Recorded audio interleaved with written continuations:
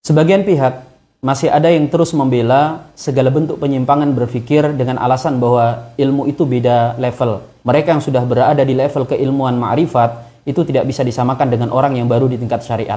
Di sini yang kita perlu tahu kemudian teman-teman sekalian, bahwa tidak ada istilah ilmu ma'rifat dan hakikat kalau itu menyelisihi syariat. Dan sebenarnya istilah ma'rifat dan hakikat itu adalah bagian daripada ilmu syariat juga. Itu hanya istilah saja. Apa dikira bahwa ilmu hakikat, ilmu ma'rifat itu tidak dipelajari dalam syariat agama kita? Ada pelajarannya. Dan hakikat atau ma'rifat yang benar tidak akan mungkin bertentangan dengan syariat. Kita ambil contoh. Orang yang belajar syariat sholat, dia akan menganggap kalau sholat 5 waktu itu wajib. Artinya kalau dia mengerjakan, dia diberikan pahala. Kalau dia meninggalkan, dia akan kena dosa. Sehingga orang kadang tidak berani meninggalkan sholat karena dia takut dengan dosa tersebut. Mereka yang sudah ma'rifat itu akan menganggap sholat tidak wajib lagi. Nah, di sini ada pemaknaan yang baik, ada pemaknaan yang buruk. Yang benar adalah apa? Seseorang yang sudah mengenal hakikat sholat, dia tidak akan menganggap sebagai kewajiban, karena dia akan menganggap sebagai kebutuhan. Kalau orang lain menganggap sholat itu berat, setiap tiba waktu sholat, dia terbebani. Tetapi justru dia yang sudah mengenal hakikat sholat menanti-nantikan tibanya waktu sholat karena dia rindu bertemu dengan Tuhannya. Ini makna tidak wajibnya sholat yang benar, tidak bertentangan dengan syariat. Tetapi kalau kemudian tidak wajibnya sholat dianggap bahwa seseorang yang sudah tingkat hakikat, dia tidak perlu sholat lagi karena sudah merasa dekat dengan Tuhan, atau dia menganggap levelnya sudah berbeda. Kalau orang syariat sholatnya masih jentat-jentit, kalau dia sholatnya sholat hati, ini sesat. Mau dicarikan pembenaran seperti apapun, tidak akan ada ulama yang membenarkan sholat dengan cara seperti ini.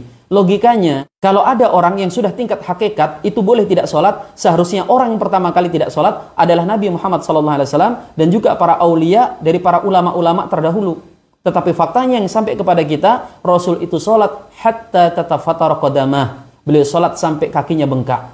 Yang selanjutnya, jangan kita mengira bahwa ulama yang setiap hari berbicara tentang bab tazkiyatun nufus, bab hati, atau bahasan-bahasan yang menjelimet, berarti dia ahli ma'rifat.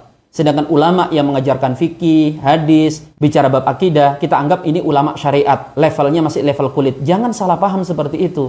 Bisa jadi justru mereka yang berbicara fikih, bicara akidah, bicara hadis, itu justru orang yang sangat bermakrifat. Karena dia paham tentang sebuah kaidah, khatibun nas ala qadari uqulihim. Bicaralah dengan manusia sesuai dengan kadar akal-akal mereka. Karena dia berbicara dengan orang awam, maka dia berbicara sesuai dengan kebutuhan orang awam. Tetapi bisa jadi kepada murid-muridnya atau kepada orang di level tertentu, dia mengejarkan hakikat-hakikat keilmuan. Para ulama-ulama kita dahulu, sebutlah Al-Imamul Ghazali, Syekh Abdul Qadir Jailani. Selain mereka punya kitab-kitab tingkat tinggi seperti Ihya, Fathur Rabbani, mereka juga berbicara tentang bab-bab dasar dalam agama. Imam Al-Ghazali itu punya kitab Al-Basit, punya kitab Al-Wasit, punya kitab Al-Wajiz, yang semuanya berbicara tentang dasar-dasar ilmu. Kita jangan tertipu dengan casing. Hari ini sebagaimana kita ketahui, zamannya topeng. Tidak ada jaminan yang sedang berbicara ini adalah orang yang benar. Bisa jadi ini juga adalah topeng. Makanya kita punya tolak ukur yang jelas. Ada Quran, ada hadis untuk mengukur ini benar atau salah. Sehingga kemudian kalau ada orang yang katakan benar-benar berhakikat, misalnya mengatakan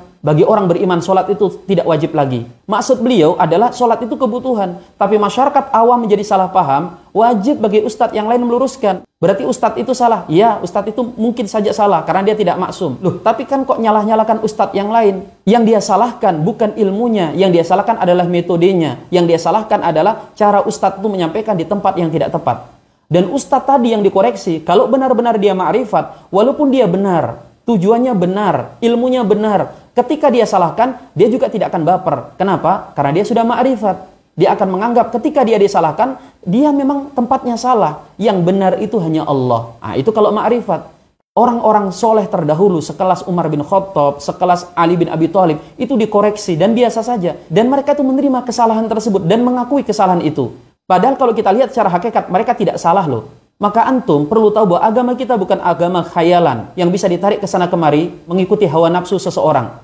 Agama kita ini ada tolak ukurnya, ada Al-Quran dan Al-Hadis. Mau dihakikati, dimakrifati seperti apa? Kalau ada orang mengucapkan kalimat yang meredahkan sahabat Nabi, kalau kemudian menyebut Ummul Mukminin, yang jelas disifati dalam Al-Quran sebagai ibunya orang-orang beriman, kemudian disebut mereka beragama selain agama Islam, dilihat secara syariat saja tidak benar, karena datanya tidak ada.